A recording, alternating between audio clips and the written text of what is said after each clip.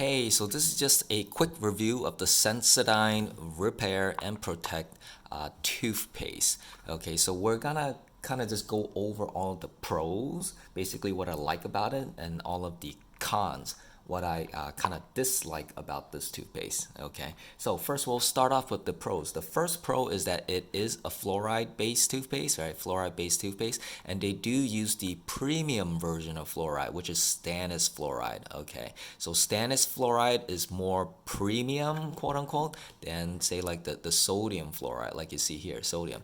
The reason is because the stannous has additional properties to sodium fluoride.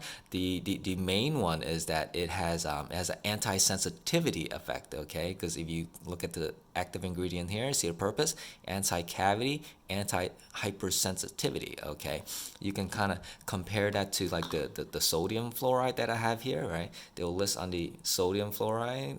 It's not focusing. Okay, sodium fluoride, and if you kind of move across the purpose, it'll say anti-cavity only. All right, there's no anti-sensitivity effect. Okay, so the stannous version of it does have additional properties. It's also more antibacterial as well, right? So because of that, it kind of works better in a sense, and it does make it cost more because of that reason. Okay, but yeah, so the stannous fluoride is anti sensitivity, and it also help prevent cavities as well.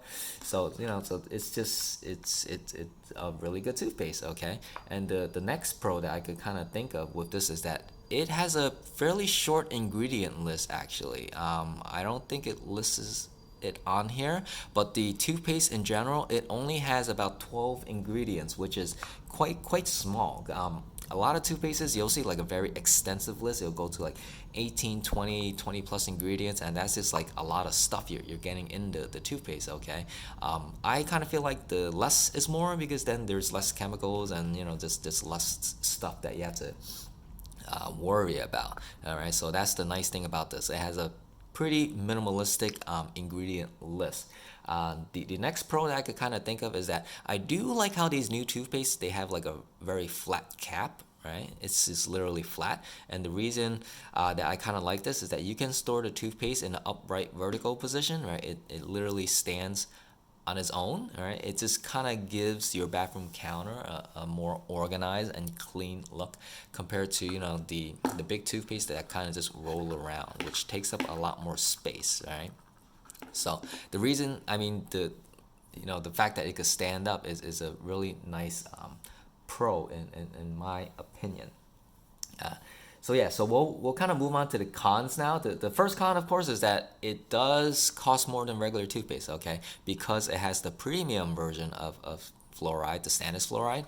It does cost more if you compare it to like a regular sodium fluoride toothpaste. Okay, but aside from that, the Sensodyne brand typically does cost a bit more than like the normal toothpaste as well. So you do have to take that into consideration. The next con is that I do notice that when I brush with this, once in a while it does kind of dry out my mouth a little bit. I mean, not like terribly, but like sometimes if I don't drink enough water, I guess, I do get like that mouth drying effect with this. And because of that, sometimes I get like that sensation. I don't know if you've noticed, but you sort of get like white stringy stuff in your mouth sometimes. I do notice I get that more with the Sensodyne toothpaste compared to like the other types of toothpastes. So I'm thinking that maybe because of the like the dryness of the toothpaste, or the fact that it's really antibacterial, because I think that white stringy stuff is actually just plaque. The next con is that this toothpaste does contain SLS in there. I mean, a lot of Sensodyne toothpaste do not have SLS, but this one, for whatever reason, it does have SLS. And because of that fact, if you suffer from canker sores, there are research that shows it can potentially make canker sores worse, although the evidence isn't quite conclusive. But if it's like a big deal to you, you may want to look for a toothpaste with no sodium lauryl sulfate in there. The next con about this toothpaste is that I do not like that it has a twist cap. Okay, you see this? It kind of twists open. It's spilling out a little bit, right? The twist is not as convenient as say like a flip cap. I much prefer the flip cap toothpaste design like this. right? It's just a lot easier to open and close. The twisting sometimes could take a little bit of effort, and then you do have to line it up and you have to twist it back on. It just takes more time, and maybe I'm lazy, but that's just how it is, right? The next con is that this toothpaste is fairly small in size. It's 3.4 ounces. It's technically TSA eligible, so you could take it with you when you travel. But maybe it's just me, but I kind of noticed that over the years, the toothpaste are getting smaller and smaller. And like they used to be a lot bigger, wouldn't you say so? Especially if you go to like Costco or like BJ's, you could get toothpaste up to like 8 ounces, which is like more than twice the size of this thing. But so yeah, so this does add to the cost as well, because if you take into consideration the price per ounce, you're actually paying quite a bit of a premium when you get these smaller types of toothpaste. And the last con is that this toothpaste can potentially cause teeth staining. Yes, you heard that correctly. It could potentially cause teeth staining if you look carefully on the other informations on the label right there, right? Other information. Products containing stannous fluoride may produce surface staining of the teeth.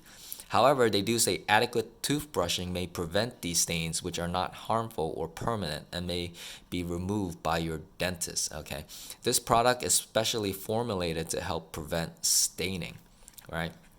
So so stannous fluoride can potentially stain your teeth, and that is on the label of all stannous fluoride toothpaste. It's not unique to Sensodyne, right? If you look at this Colgate Total Plaque Pro Release toothpaste, so it does have a warning there as well. I guess right there, other information, right? Products containing stannous fluoride may produce surface staining of the teeth.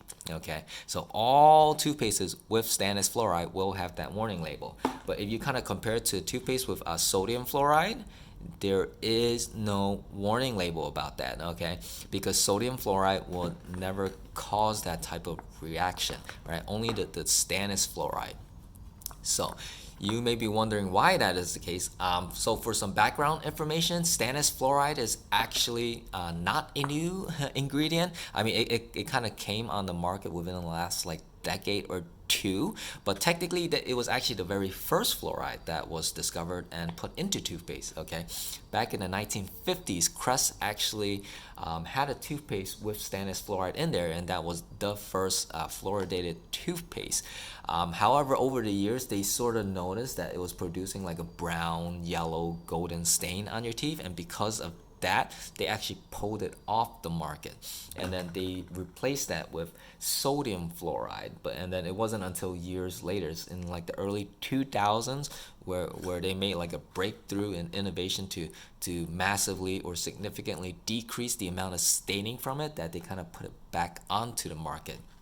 Okay, and when they did that, they started coming out with the toothpastes like Colgate Total, which has stannous fluoride, and then if you use Crest, it would be the Crest Pro Health label that has the premium version of fluoride, which is stannous fluoride.